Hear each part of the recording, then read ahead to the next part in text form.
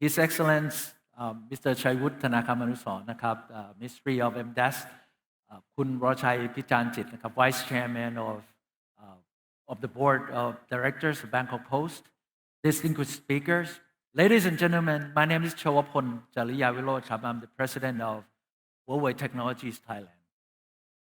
First of all, I'd like to thank Bangkok Post for organizing this event that allow us to share our insight into how our technologies would help make Metaverse become realities.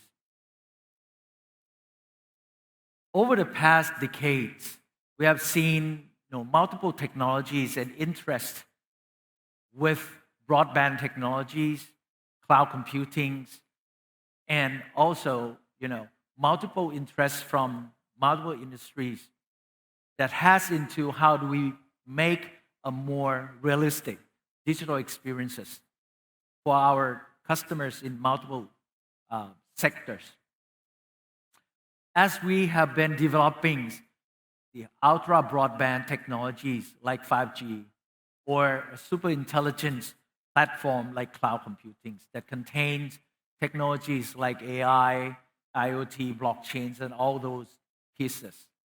We were super excited to see how these technologies will become key enabler in driving the types of customer experiences and driving business impact that allows countries like Thailand to become a digital economic countries, and that would help propel the country's development.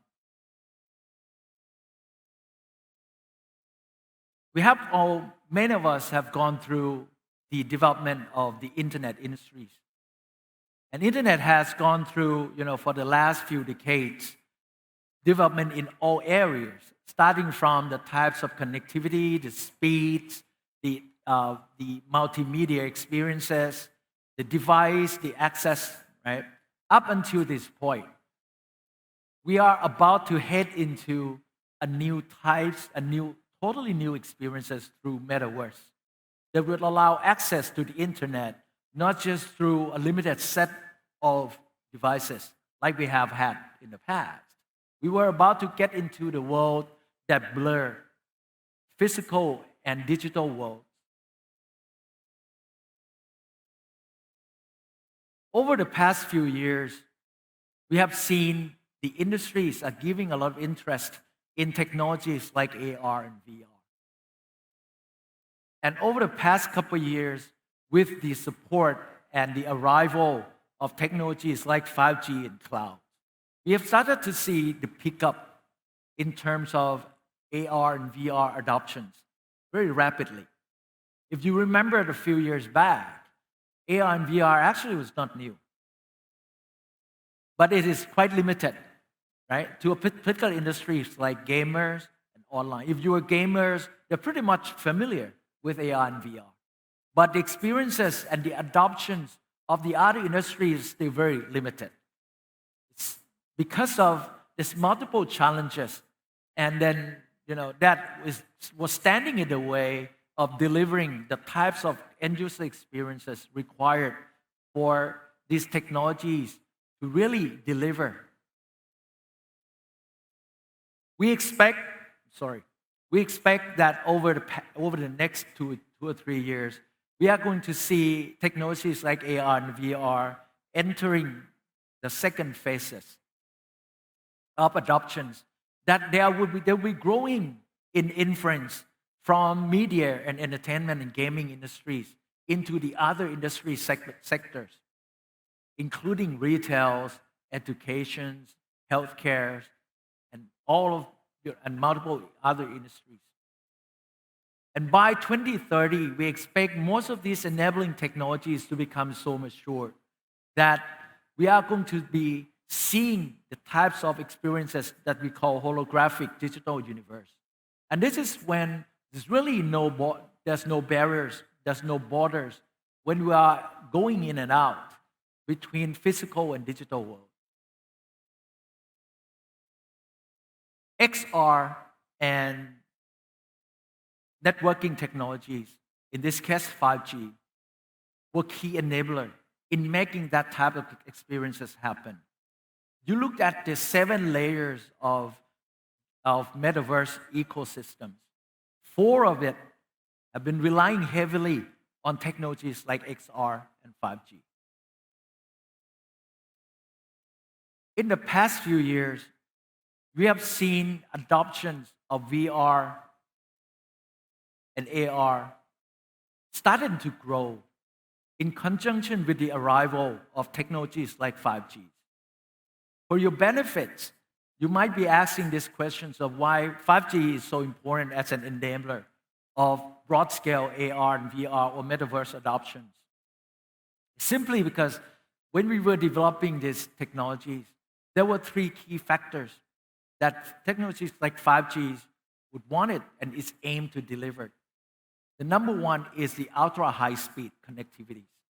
And that means the level which is faster than 1 gigabit per second per connectivity. Number 2 is not just about the speed. So if you have experienced AR and VR, probably an even more important factor is latency. And 5G has the capabilities to deliver the type of latency which is 20 times faster than 4G. But it's not just speed and latency. You are looking at Metaverse. I believe that you are seeing that there will be millions of devices connecting to each other. And it's not just talking to the network provider or the service provider. And these devices will be talking to each other. So 5Gs allow for what we call massive connectivity in a range of millions of devices per square kilometers. So these are the characteristics and the benefits that 5G has delivered to AR and VR adoptions that we have started to see the inference of metaverse XR technologies moving from not just media, entertainment, and gaming. It's moving to the other segments. That the adoptions of these technologies in this segment is the key driver for Thailand becoming a digital economy country. Metaverse accelerate real-time interactions between the virtual world and the physical world. Everyone knows that.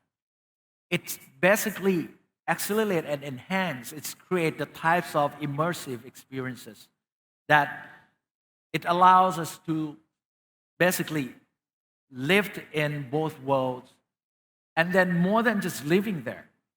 Unlike many technologies in the past, the previous generations of XR technologies are pretty much unidirectional.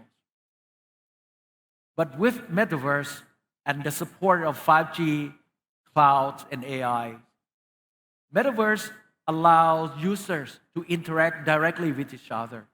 It allows users to add values and generate values and users' content and contributions to the overall value chains of the Metaverse. And you could see that with these, the impact and influence of Metaverse would be greater and greater. And it is like this type of cycles, right? It's like a fusion machines and engines that feed itself. So once you started to be able to involve and engage countless number of people, and each one of them are actually contributing to the overall values, then the bandwagon effect is significant. In order to deliver these, it's required 3 layers of technologies. You probably have been hearing about multiple types of technologies over the past 5 to 10 years. But you look at them, they actually are 3 layers. So when you are having a lot of data is flying around and is required to be communicated and connected to each other, then you need the layers of connectivity technologies that brings this data from one person to the other, from one device to the other, and from devices basically to the service provider or to the platform. So these technologies have been evolving, and then we are super proud that we have been playing major roles in pushing for the types of connectivity technologies that would unlock the potentials of your idea. And then once you have that, then you need the second layer, which is the smart, intelligent platform layers. This comes in the shape and form of clouds. On it, there's multiple types of capabilities like AR, IoT, blockchains, and so on and so forth. We continue to bring more intelligence onto this cloud platform so that it is decentralized, it is highly accessible by everyone. We democratize access to this type of technologies. It doesn't matter who you are. You could be a large organization, you could be a public sectors, or you could be an SME, or you could be a very small individual starting out your business. So everyone pretty much have access to the same types of technologies through these architectures. And then, of course, there's a layer which is called access layer. And today you are talking about XR, which is pretty much like VR, AR, and MR. There would be the other types of access technologies happening as the ecosystem continue to broaden, and then more and more people coming in, and then seize the opportunities to be a part of the value chain. In Thailand, we were pretty fortunate. You probably have heard this from the minister about 5 minutes ago. He's talking about connectivity technologies and digital infrastructure in Thailand. It's pretty much, we are second to none. You looked at right now, as of today, in Thailand, our 5G subscribers is more than double the total 5G subscribers of the other countries in ASEAN combined. Our fixed 5G access and connectivities is higher, significantly higher than global standard. The cloud adoptions of enterprises and organizations in Thailand jumped rapidly over the past year, up to 78%. Over 59% and 18% jump just over the last year. As a key enabler of digital technologies, Huawei will continue to launch new technologies on a daily basis, leveraging our substantial amount of investment. Last year, Huawei invested $22 billion in R&D budget, last year only. This year, we expect to continue to easily exceed that. So for a quick example, we have launched basically Huawei Cloud Meta Studios. And this is created in order to help enable developers in the Metaverse ecosystem to develop Metaverse content and make it easier and more efficient than ever before. So we even have our Huawei Cloud first virtual employees in the past year. We are a firm believer that Metaverse is best developed as a part of an open standard. It is best interest for everyone in the ecosystem that the whole Metaverse technology stacks is developed based on open standard. That's why we participated as a founding members and principal members in Metaverse Standards Forum. And we are believing in contributing and then pushing with our skills, with our technology experiences and resources into creating these types of open standard platforms and functionals and services technologies that allows to give tools, to give capabilities to different members in the ecosystem to bring Metaverse forward. Ladies and gentlemen, these technologies that we touch about will not mean anything without contributions from different people and sectors within the ecosystems. We require business perspective, required customizations, we required partner ecosystem in the device, in the equipment, in the services, in the system integrations to bring these technologies to bear impacts to multiple industry sectors within the countries.